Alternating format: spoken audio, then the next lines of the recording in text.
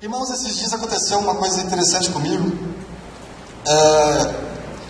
Eu fiquei pensando sobre isso e o Senhor veio trabalhando no meu coração e outras coisas que vieram acontecendo.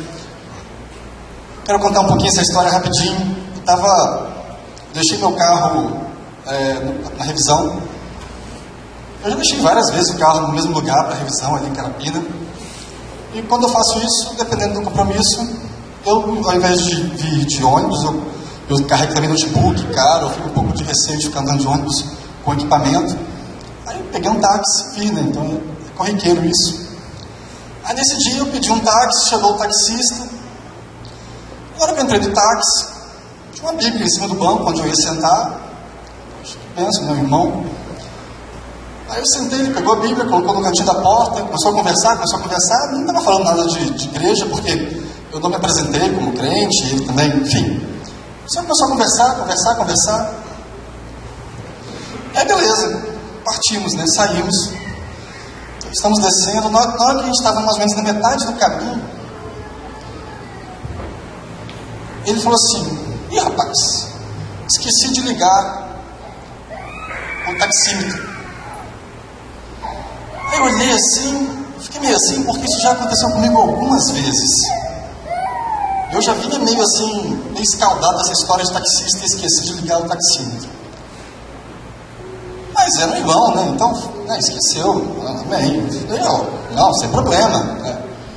Quanto é que você acha que é o trecho aí que a gente fez e tal? Ele também falou um valor, que era facilmente 3 vezes o valor que era o trecho. Aí eu tomei aquele susto assim, falei, gente, ele é taxista, ele tem noção das coisas, né? Eu já fiz aquele trecho algumas vezes, era mais caro do que o trecho inteiro que eu ia fazer. Aí eu falei, não, rapaz, tá errado, tem certeza? Não, tem sim, faço o trecho. Né? Rapaz, eu fiquei meio indignado. Eu falei, cara, vamos fazer o seguinte, eu acho que está equivocado isso aí. Eu vou colocar aqui no Google a distância, a gente multiplica pela quilometragem, a gente vê um valor aproximado, pode ser assim? Aí ele ficou meio sem graça assim, falou, não, pode ser. Eu peguei e joguei, como eu falei, deu 1/3 do valor que ele tinha falado. Ele, é mesmo? Fiz aquela cara espantado. Eu não posso julgar, não sei se é o irmão, não sei se a Bíblia é dele, não posso afirmar que ele usou de má fé, mas foi muito estranho. E o mais estranho é que a gente veio no carro conversando sobre esse cenário político, sobre essa roubalheira, né, de faria aí, de todos os níveis aí no escalão de governo, empresas e tal. E a gente veio conversando sobre isso antes desse fato, né, desse problema. E ele revoltado, né, com o modo como os políticos, como os empresários, como as pessoas que estão lá no poder, né, se aproveitam disso e roubam. E eu fiquei pensando depois, gente, que hipocrisia isso, né? Parece que, de alguma forma, está impregnado na nossa cultura a coisa do se dar bem, né? Está impregnado na nossa cultura de que é ok você ser esperto e se dar bem em cima do outro. E eu saí dali muito pensativo sobre essa questão da hipocrisia. E eu fui para a Bíblia. Falei, o que a Bíblia fala sobre hipocrisia? Jesus, várias vezes ele acusou de forma muito veemente escribas, fariseus de hipócritas. Eu comecei a pensar sobre isso, também comecei a refletir sobre a minha própria vida. Falei, gente, será que eu de alguma forma eu posso ser não um hipócrita, não creio que eu seja um hipócrita, mas de alguma forma eu posso estar, tendo uma vida incoerente em algum aspecto, sendo hipócrita em algum aspecto da minha vida. Comecei a refletir sobre isso. Eu queria compartilhar um pouco sobre as coisas que o Senhor colocou no meu coração, ler alguns textos com os irmãos, deixar o Senhor falar no nosso meio, amém?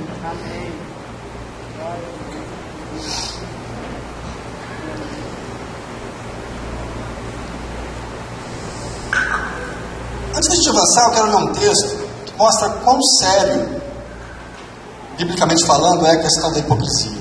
É Mateus 24, 50 a 51, diz assim: Jesus está contando uma parábola, e na conclusão da parábola ele diz: virá o Senhor daquele servo em dia em que não o espera, e em hora que não sabe, castigá-lo-á, lançando-lhe a sorte com os hipócritas. Ali haverá choro e ranger de dentes. O contexto da parábola está falando do servo lá, que não vigiou, que não cuidou, que não fez o que era esperado dele. Mas eu quero pegar o desfecho. O desfecho é: ele está sendo enviado para um lugar onde haverá choro e ranger de dentes. Em outras palavras, está sendo lançado no inferno. Junto com quem? Com os hipócritas. É interessante isso, porque assim, quando a Bíblia fala do ímpio e condena a devassidão, a incredulidade, sabe, condena essa vida rebelde e independente de Deus, que vive conforme a sua própria visão de mundo, ideia do que acha certo e errado. A Bíblia não usa o termo hipocrisia, obviamente. Essas pessoas, elas são ímpias, elas não creem, elas não professam crer, não professam entender a verdade, não dizem ter nenhum tipo de compromisso com a verdade. Então, hipocrisia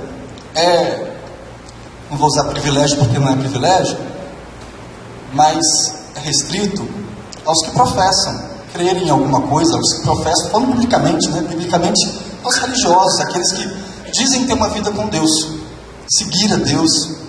Mas o que é hipocrisia? A palavra hipocrisia. É interessante, no grego ela significa fingimento. Fingimento. Ela é utilizada inclusive para representar um artista quando está atuando, um ator, em teatro, por exemplo. Essa mesma palavra. Então, hipocrisia é falsidade. Hipocrisia é buscar apresentar uma vida de fé sem ter, ao mesmo tempo, o mesmo compromisso real com Deus, com a fé, com os princípios de Deus, com o reino de Deus. É falar uma coisa e viver outra. É fingimento. É o oposto de ser franco, de ser verdadeiro. Um hipócrita, biblicamente, é um falso crente.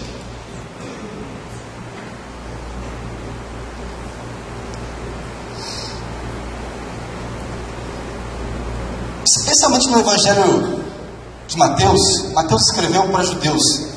Especialmente no Evangelho de Mateus, nós vemos Jesus, vezes por vezes, você está no capítulo 23 inteiro praticamente, ele está falando sobre a hipocrisia. Por exemplo, 23, 27 e 28, são 2 versos. Diz assim: ai de vós, escribas e fariseus, hipócritas, porque sois semelhantes aos sepulcros caiados, que por fora se mostram belos, mas interiormente estão cheios de ossos de mortos e de toda imundícia. Assim também vós, exteriormente, pareceis justos aos homens, mas por dentro estáis cheios de hipocrisia e de iniquidade. Sepulcro, pintado por fora, cheio de podridão por dentro. E é interessante que parece que quanto mais extremista era o grupo, como o grupo dos fariseus, por exemplo. Os fariseus eram uma linha judaica extremamente zelosa, séria com o que cria, mas bastante extremista, inclusive. Mas no meio deles estavam os piores hipócritas, ao ponto de hipocrisia ser refraseado em farisaísmo. Quer dizer, um fariseu, ser fariseu passa praticamente a ser sinônimo de ser hipócrita. Isso é algo que começou a me fazer pensar sobre essas coisas. Eu falei, espera aí, gente. É claro que haviam fariseus sérios, tementes a Deus e que não eram hipócritas.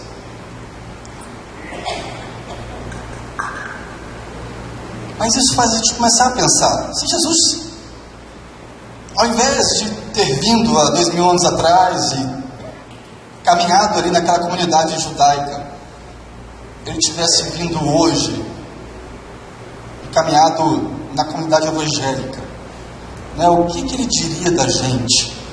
O que ele diria de mim se ele estivesse sentado aqui? O que ele diria de você se ele estivesse lá na sua casa, no grupo familiar, ouvindo você compartilhar com os irmãos?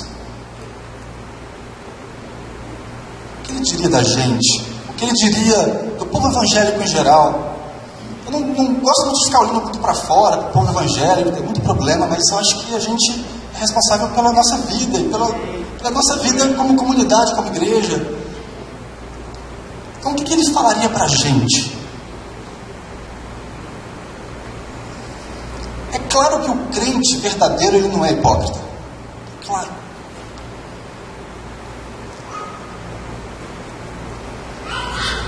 E talvez isso possa gerar na gente um tipo de segurança, de confiança. Mas não, eu sou crente, eu creio em Jesus, tenho certeza que eu creio em Jesus. Então eu posso ter meus pecados, eu tenho minhas falhas, mas eu não sou hipócrita.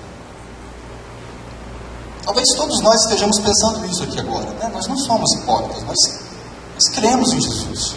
Somos falhos, sim, mas hipócrita não. Sou uma pessoa honesta com Deus, assim, né? Eu reconheço as minhas falhas. Só que existe uma questão um pouco complicada aí, porque quando a gente olha na Bíblia, parece que aqueles homens, eles também não se sentiam hipócritas. Eles também não se sentiam tendo uma vida dupla. Eles pareciam fazer aquilo que eles acreditavam mesmo. Eles pareciam ter muita convicção das coisas que eles falavam, dos ataques que eles faziam, das motivações que eles tinham, de, em nome de Deus, fazer o que eles faziam. E aí, a verdade dura é que, se nós somos crentes verdadeiros, de fato, nós não somos hipócritas. Mas o outro lado também é verdade nessa leitura. Se nós formos hipócritas, isso significa que nós não somos crentes verdadeiros.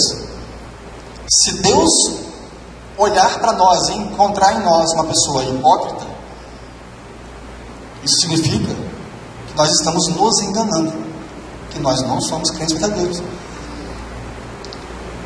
não estou aqui de forma alguma tentando colocar questionamentos sobre salvação de qualquer pessoa que seja. Muito pelo contrário, mas para a gente fazer uma reflexão sobre isso. Porque todos nós, irmãos, nós temos contradições. Todos nós. Eu não chamaria isso de, então você é um hipócrita. Não. Todos nós temos contradições. Ou seja, nós muitas vezes falhamos em viver aquilo que nós cremos. Falhamos em viver aquilo que nós sabemos que é o melhor, sabemos que é o correto. É engraçado quando a gente é pai, que a gente às vezes se esbarra em questões onde você está educando o seu filho uma coisa que você não viveu. E você fica meio assim, você se sente meio estranho. Você está fazendo isso por amor, porque você sabe que aquilo é melhor para ele. Mas você fica meio assim, caramba,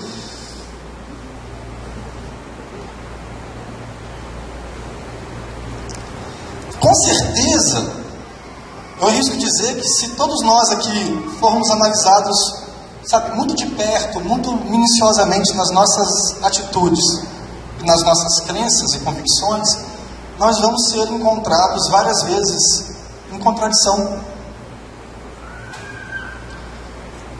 E assim, infelizmente, isso tem muito a ver com a nossa natureza humana caída, pecadora, fraca. Eu não estou sendo aqui tolerante, condescendente, assim, passando a mão na cabeça dos nossos pecados, de forma alguma. Eu só estou tentando fazer uma distinção de que quando Jesus vira para aqueles escribas e fariseus e fala hipócritas, ele não está simplesmente falando para pessoas que têm lutas, que têm dificuldades, que creem que tem um alvo, mas nem sempre conseguem acertar o alvo. Está falando de uma outra coisa.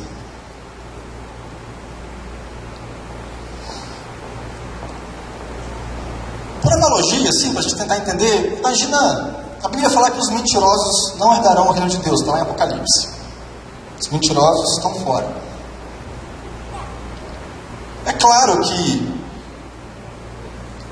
na nossa natureza pecaminosa, nós eventualmente estamos sujeitos à mentira. Algumas pessoas têm mais dificuldades que outras em relação, inclusive, à mentira. Isso quer dizer que nós não somos salvos? Pode ser que a gente tenha alguns problemas de caráter, sejamos crentes débeis na fé, crentes que estão vacilando numa área, na outra. Mas nem por isso nós deixamos de ser salvos. Nós realmente temos o Espírito Santo em nós, e Jesus trabalhou no nosso coração. Mas nós não ficamos confortáveis, nós não abraçamos a mentira e aceitamos ela de bom grado como um instrumento para se beneficiar.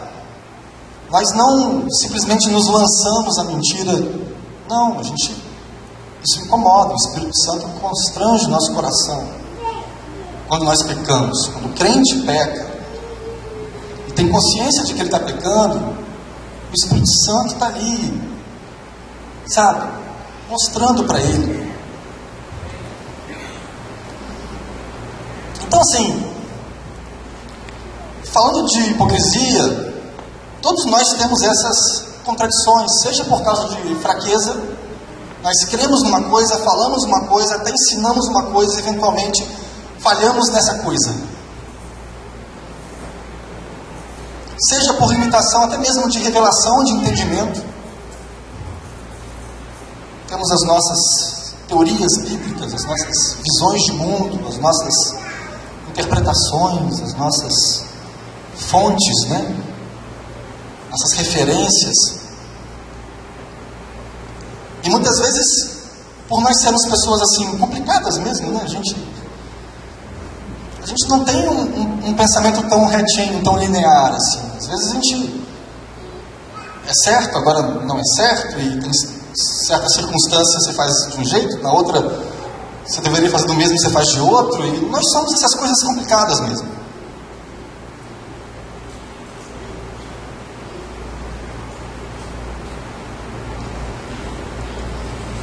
Só que se somos crentes, nós buscamos melhorar sempre. Primeiro, nós somos tratáveis. Se somos crentes, quando a palavra de Deus nos confronta, nós nos arrependemos, nós nos submetemos, nós nos prostramos, nós buscamos avançar. E quando eu olho biblicamente para aqueles escribas e fariseus, o que nós vemos lá? Nós vemos uma arrogância, uma altivez, uma incapacidade de refletir, de aceitar, parar por um segundo para ouvir o que o outro está dizendo e falar, será que eu estou certo mesmo? A impressão que dá é que a hipocrisia é um tipo de droga do diabo, assim, para anestesiar a consciência das pessoas,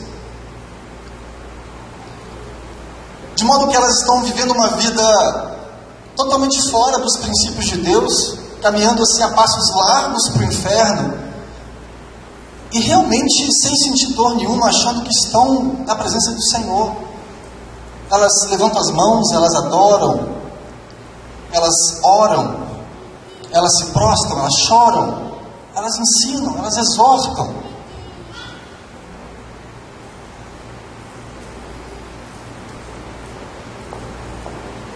Como é que pode isso?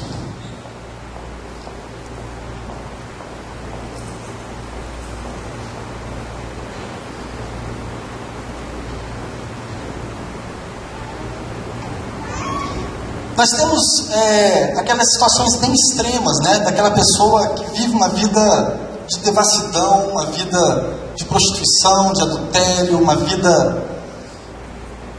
Esses são casos assim até muito extremos. Só que quando a gente vai lá para os escribas e fariseus, Jesus não estava acusando os escribas e fariseus disso. É óbvio que isso está totalmente errado.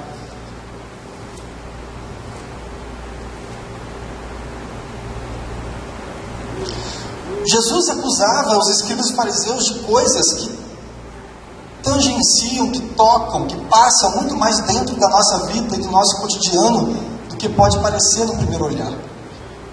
Então, se a gente até aqui, nesse papo, nessa reflexão sobre hipocrisia, está imaginando que hipocrisia diz respeito àqueles canalhas que vivem uma vida de patifaria e que de repente tentam dar uma de santo no meio da igreja, tá também.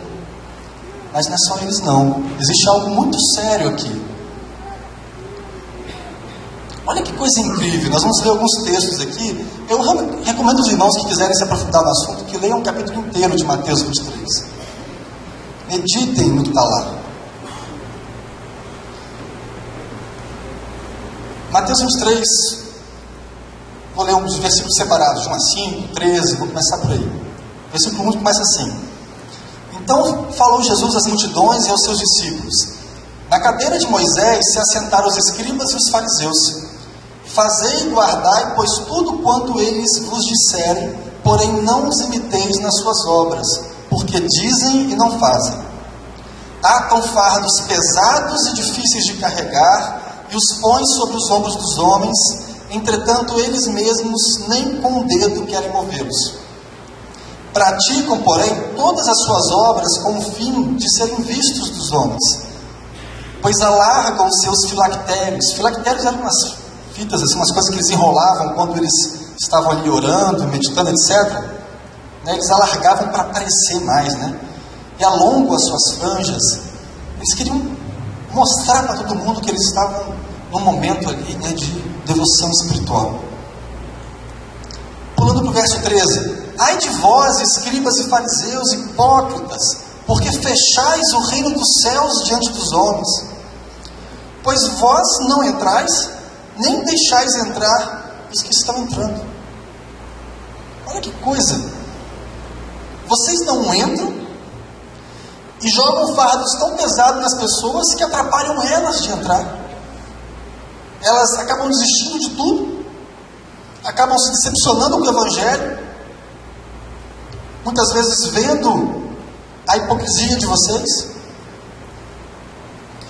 Pulando um pouco lá no verso 23: Ai de vós, escribas e fariseus hipócritas, porque dais o dízimo da hortelã, do endro e do cominho, e tendes negligenciado os preceitos mais importantes da lei: a justiça, a misericórdia e a fé.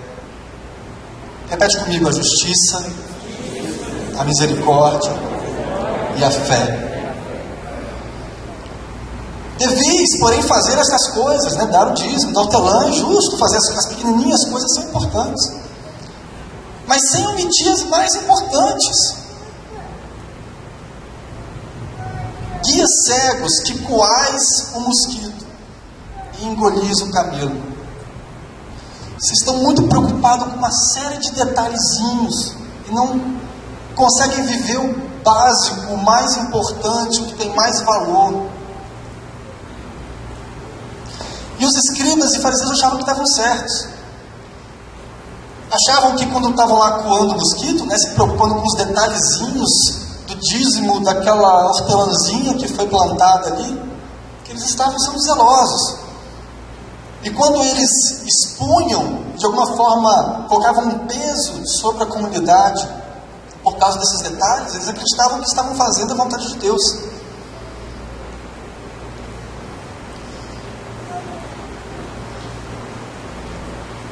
Então uma cultura parece de um viver de exterioridade, de um viver que o que importa é mostrar para o outro que você é muito espiritual, que você se preocupa com todos os detalhes, que você gasta X horas por dia em oração, de que você já leu a Bíblia não sei quantas vezes, que em todo lugar você tem a Bíblia, de que você decorou todos os textos, de que você sabe de cada detalhe.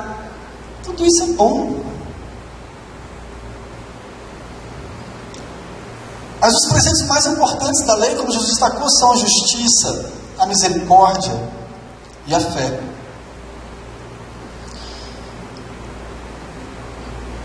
Então, falando sobre justiça e misericórdia e fé, o que é justiça? Justiça tem a ver com distinguir o certo do errado. Tem a ver, muitas vezes, até com medir o outro, né? Ser justo nessa medida. A Bíblia diz que com a medida que a gente medir, a gente será medido. E os escribas e fariseus, eles não eram justos, porque a medida com que eles mediam os outros não era a medida com que eles mediam eles mesmos. Eles colocavam um peso enorme, como diz o texto, sobre os outros, e eles não moviam uma palha, eles não tentavam realmente viver aquilo. Eles eram muito bons em viver uma aparência, em criar uma comunidade baseada nesse medo e nessa imagem exterior, mas quando a gente entrava lá no coração, só Deus pode entrar. O que a gente encontrava era podridão.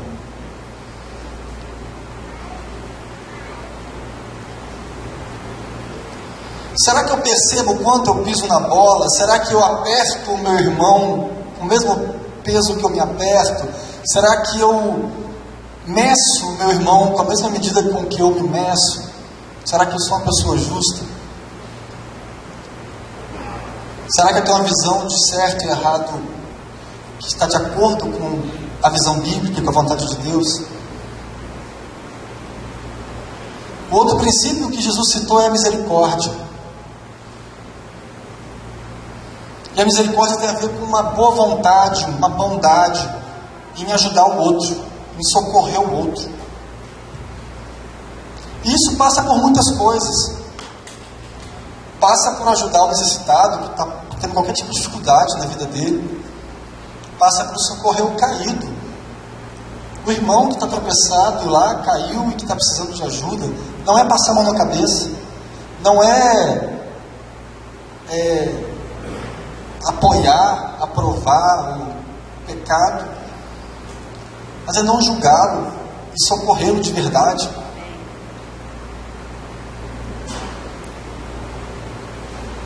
O que os fariseus faziam era o oposto da misericórdia. Eles pisavam na cabeça.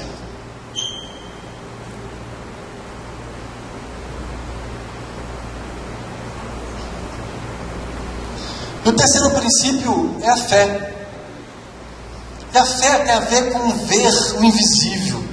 E a fé tem a ver com se relacionar com Deus vivo, real e invisível. E por que os fariseus e escribas negligenciavam isso? Porque eles não viviam uma vida para Deus. O Deus que vê em secreto, o Deus que sonda corações, o Deus que vê o interior. Eles viviam uma vida para o outro. Para o que o outro vê, para o que o outro pensa, para o que o outro acha, para a imagem que o outro vai fazer de mim.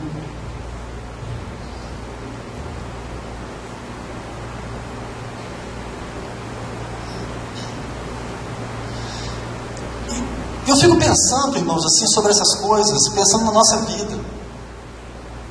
O quanto nós, cada um de nós aqui, depende dessa construção de imagem, sabe, do que os outros pensam de mim. O quanto a gente, até para um convívio de comunidade, nos colocamos em circunstâncias onde nós não conseguimos ser totalmente verdadeiros, porque nós vamos nos sentir inferiores, julgados, menos espirituais. Quanto a gente pesa sobre o outro.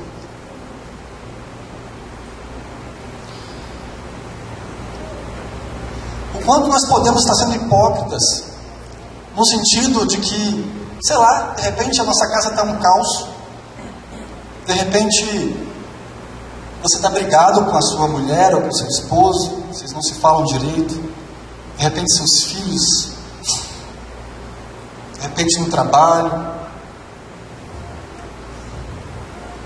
A gente não consegue exercer misericórdia. A gente não consegue ter um olhar de justiça com o próximo, com a minha esposa, com o meu filho, com o meu pai.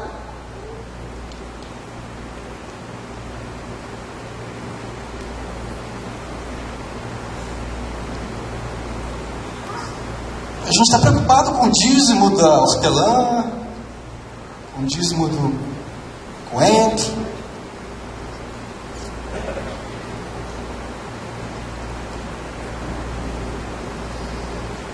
Então acho que uma reflexão importante para nós hoje é: Senhor,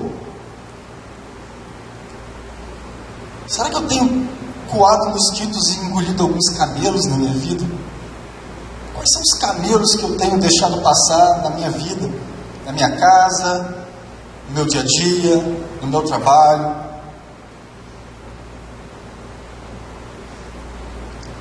Mas é muito difícil para mim parar e fazer uma reflexão dessa e não encontrar camelos na minha vida. Porque eles existem.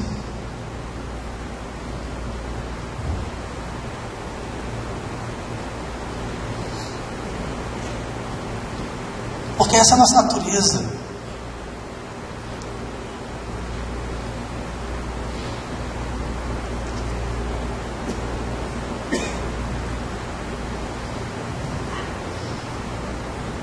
Sabe, a gente é muito rápido em julgar o outro. É muito rápido. E a gente é muito lento em parar e olhar para a nossa vida.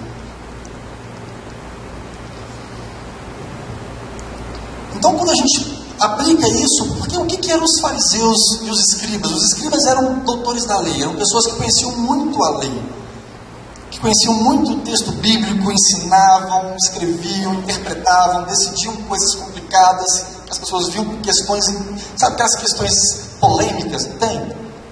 As pessoas viam com as questões polêmicas e eles eram as pessoas responsáveis por dar resposta, biblicamente falando, do que era o certo, o que era o errado. Eram pessoas que tinham um conhecimento muito amplo. O que eram os fariseus? Era uma linha, era uma seita dentro do judaísmo extremamente zelosa. Tinha uma série de princípios lá que eles criam e seguiam aqueles princípios.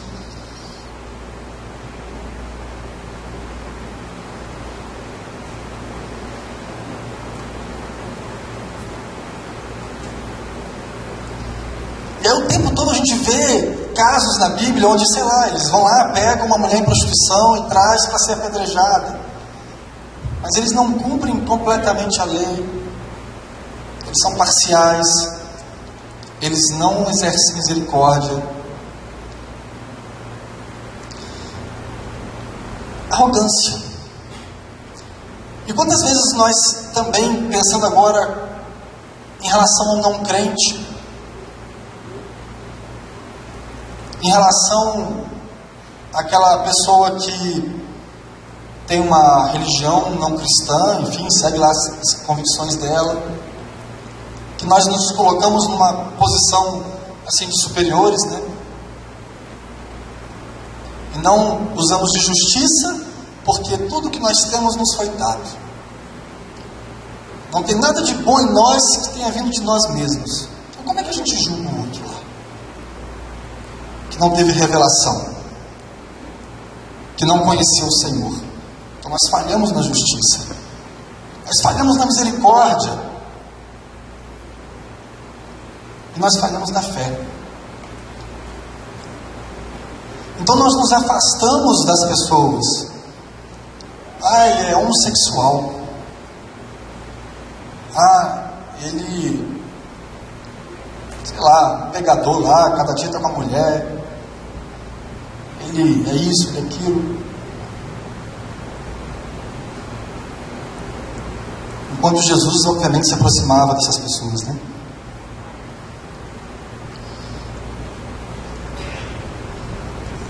Caminhando para o fim, irmãos, e concluindo, quando a gente pensa, voltando ao início, na história do taxista,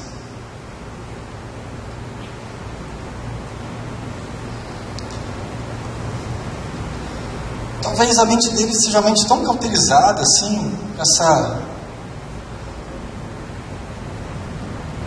esperteza, sei lá o que, do brasileiro, ele não perceba que ele é tão ladrão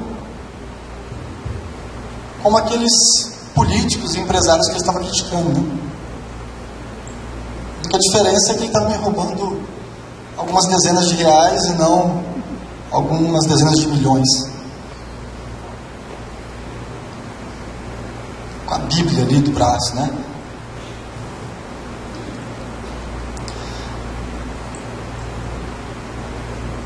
O que há na nossa vida que precisa ser, primeiro, reconhecida? Porque a hipocrisia não é apenas a consequência de um mau caráter, assim, né, de ser mau caráter, mas às vezes de um contexto, inclusive.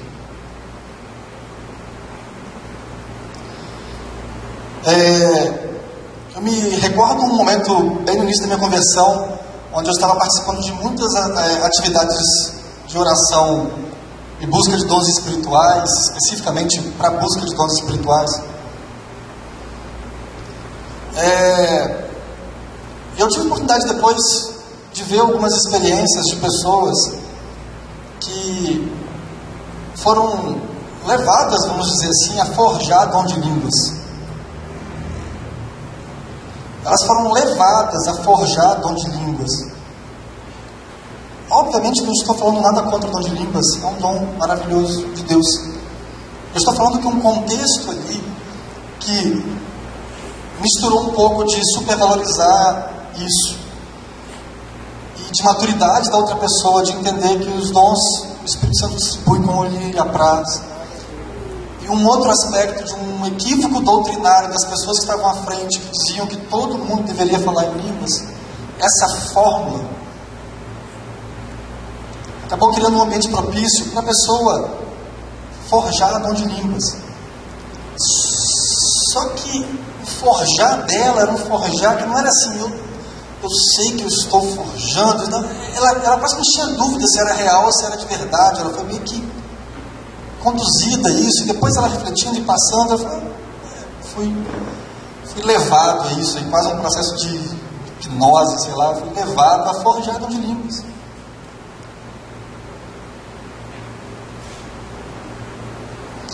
Essa questão da religiosidade, ela está impregnada em nós. Essa questão da preocupação nossa com a exterioridade do que o outro pensa da gente, também é impregnada em nós, somos seres humanos, isso é uma questão.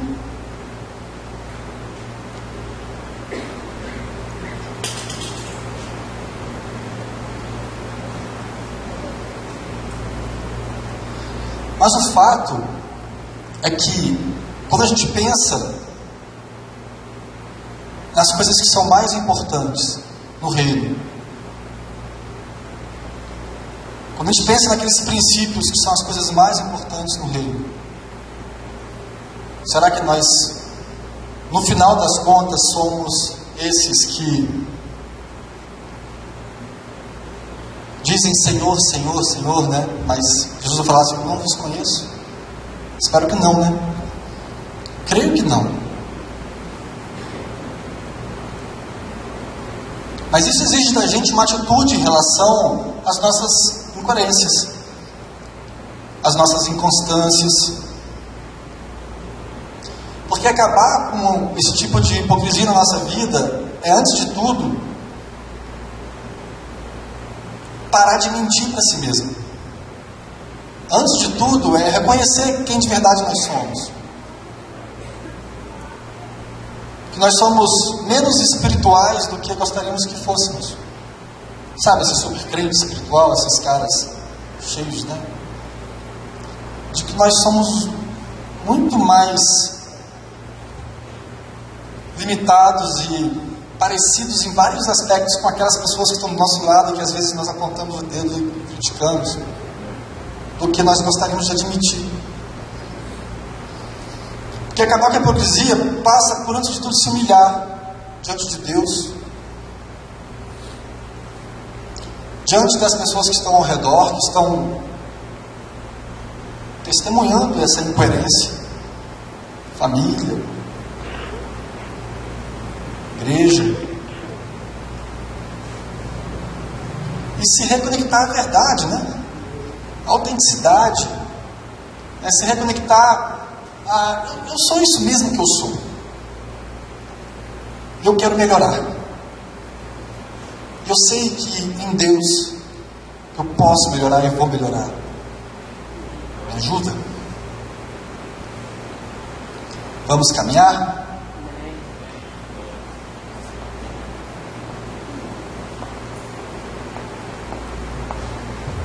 É respeitar a nossa fraqueza e a fraqueza do outro e tomar uma atitude. Porque enquanto nós estivermos muito preocupados com expor aquilo que está estragado dentro da gente e guardarmos isso lá dentro às 7 chaves e pintarmos por fora para ficarmos bonitinhos, isso só vai aumentar.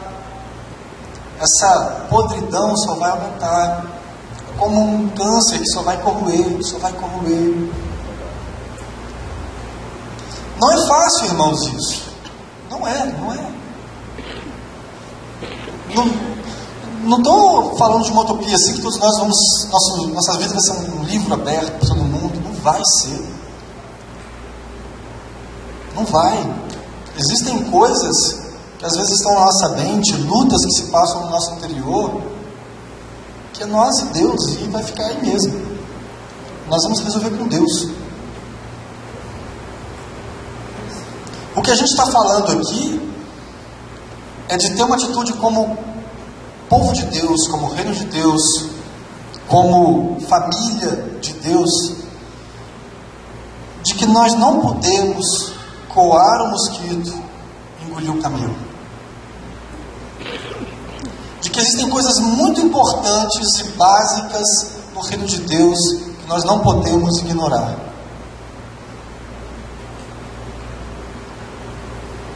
E a pergunta para o Senhor, para cada um de nós hoje é: o que na nossa vida nós temos falhado, ignorado, negligenciado? Vamos mudar? Eu acredito que todos nós, por mais sinceros que sejamos diante de Deus, temos os nossos conflitos, as nossas fraquezas, as nossas necessidades de melhorar e de progredir. Mas às vezes alguns de nós podem estar passando por situações muito sérias assim. Às vezes alguns de nós podem estar vivendo uma vida realmente de aparência, de teatro. Nós não estamos aqui para julgar ninguém, nem expor ninguém. Mas você sabe como está a sua vida diante de Deus.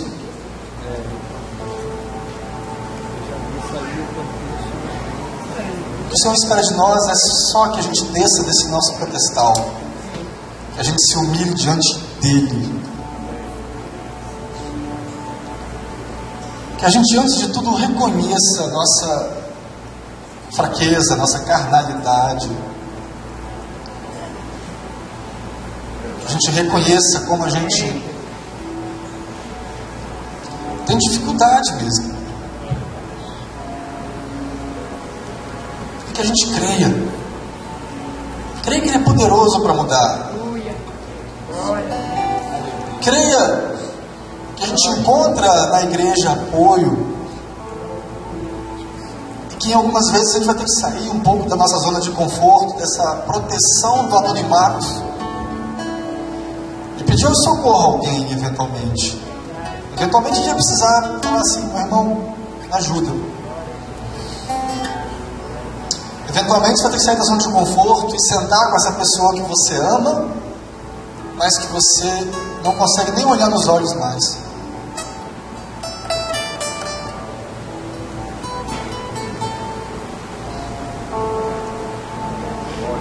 Essa pessoa que de repente os conflitos vão atolando e entulhando e chega um ponto que o seu lar virou um ambiente tóxico. Um ambiente, quando você entra, você começa a se sentir intoxicado, onde você não se sente bem. Isso está errado. Nosso lar tem que ser um lugar mais saudável. Nosso lar tem que ser um lugar onde a gente se sente seguro, acolhido, onde nossas baterias se recarregam.